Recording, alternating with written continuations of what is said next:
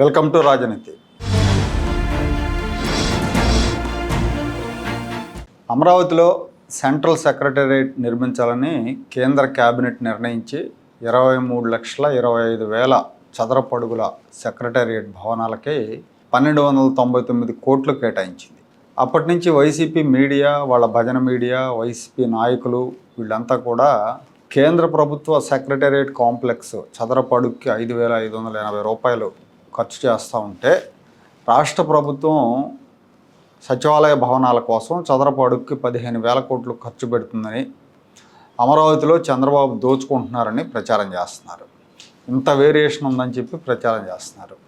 YSR Congress party అనుకూల జర్నలిస్టులు చేస్తున్న ప్రచారం హద్దులు దాటిపోతూ ఉంది. దీని మీద సిఆర్డీఏ వైపు నుంచి కానీ, ప్రభుత్వం వైపు నుంచి కానీ ధీటైన వివరణ ఇవ్వట్ల.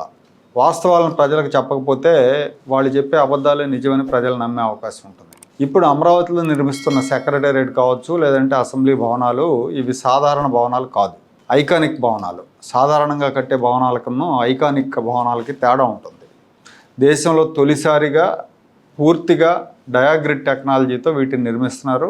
డయాగ్రిడ్ టెక్నాలజీ అంటే మామూలు భవనాలకు దీనికి తేడా ఏంటంటే, మామూలు భవనాలకు పిల్లర్ల సపోర్ట్గా ఉంటాయి, కానీ డయాగ్రిడ్ విధానంలో త్రిభుజాకార కాంక్రీట్ కానీ స్టీల్ ఫ్రేమ్లు కానీ సపోర్ట్గా ఉంటాయి. గోడల నిర్మాణం కూడా షీర్వాల్ టెక్నాలజీతో నిర్మిస్తున్నారు. షీర్వాల్ టెక్నాలజీ అంటే గోడలకు ఇటుకలకు బదులుగా కాంక్రీటే వాడతారు. షీర్వాల్ టెక్నాలజీతో ఖర్చు పెరుగుతుంది కొంచెం, కానీ భవనం దృఢంగా ఉంటుంది, భూకంపాలను తట్టుకుంటుంది, నిర్మాణపరమైన సమస్యలు రావు. అలాగే మెయింటెనెన్స్ ఖర్చు కూడా తగ్గుతుంది.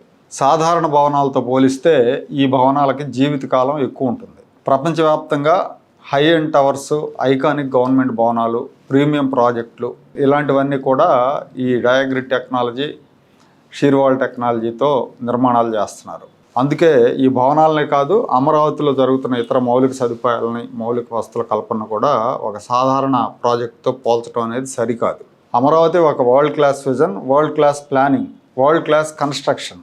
వైసీపీ వాళ్ళు ఖర్చు గురించి చేస్తున్న ప్రచారానికి ఈ నిర్మాణాలు ఎంత ప్రత్యేకమో, ఈ టెక్నాలజీలు ఎందుకు వాడుతున్నారో చెప్తే ప్రజలకు ఒక అవగాహన ఏర్పడుతుంది. అప్పుడు వైఎస్ఆర్ కాంగ్రెస్ పార్టీ వాళ్ళ ప్రచారాలు నమ్మరు. ఎంతసేపు ఖర్చుల లెక్కలు కాకుండా భవనాల నాణ్యత గురించి, నిర్మాణాల గురించి, వాటి ప్రత్యేకత గురించి చెప్పాలి. అమరావతిలో ఐకానిక్ భవనాలు 72 లక్షల చదరపు అడుగులు వాటి విస్తీర్ణం. ఈ భవనాల నిర్మాణం, ఎక్స్టీరియర్స్, ఇంటీరియర్స్ వీటన్నిటి కోసం దాదాపు 9,200 కోట్ల రూపాయలు ఖర్చు చేస్తున్నారు. అంటే చదరపు అడుగుకి 13,000 రూపాయలు ఖర్చు అవుతుంది. వైఎస్ఆర్ కాంగ్రెస్ పార్టీ తోక మీడియాలో ఎవరికి తోచినట్టు వాళ్ళు చదరపు అడుగు 15,000 20,000 ఇట్లా రకరకాలుగా ప్రచారం చేస్తున్నారు. సెంట్రల్ గవర్నమెంట్ కాంప్లెక్స్లకు చదరపు అడుగుకు 5,000 పైచీలకు అవుతుంటే రాష్ట్ర ప్రభుత్వ కాంప్లెక్స్లకు అంతెందుకు అవుతుంది అంటారు. మనం ఇంతకుముందు చెప్పుకున్నట్టుగా వీటి నిర్మాణంలోనే ప్రత్యేకత ఉంది. దేశంలో ఇలాంటి భవనాలు ఇప్పటిదాకా లేవు.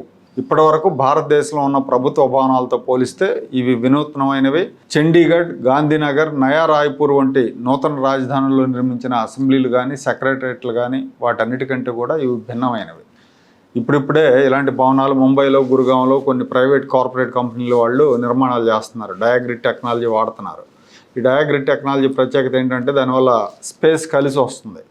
భవనం లోపల పిల్లర్లు లేకుండా విశాలమైన స్థలం అందుబాటులో ఉంటుంది. ఇక అమరావతిలో అసెంబ్లీ భవనం డిజైన్ అయితే అది ప్రత్యేకం. దేశంలోనే ఒక ల్యాండ్ మార్క్ అని చెప్పాలి. 250 మీటర్ల ఎత్తులో 2 వ్యూయింగ్ గ్యాలరీలతో నిర్మిస్తున్నారు. అక్కడి నుంచి ఈ 2 గ్యాలరీల నుంచి రాజధాని నగరాన్ని 360 డిగ్రీల కోణంలో చూడొచ్చు. ఇలాంటి అధునాతనమైన భవనాలనే మన దేశంలో ఇంతవరకు నిర్మించలేదు.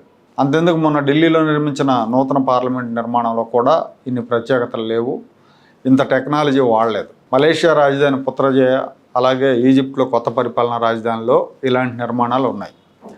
ఇవి కేవలం ప్రభుత్వ కార్యాలయాలు కాదు, గ్లోబల్ ఆర్కిటెక్చరల్ వండర్స్ అని చెప్పాలి. ఈ నిర్మాణాల ప్రత్యేకత గురించి ప్రభుత్వం వైపు నుంచి, లేదంటే సిఆర్డీఏ వైపు నుంచి జనానికి చేరే విధంగా చెప్పాలి. అలా చెప్పనప్పుడు వైసీపీ చేస్తున్న ఫేక్ ప్రచారాలే నిజం అనుకుంటారు జనం.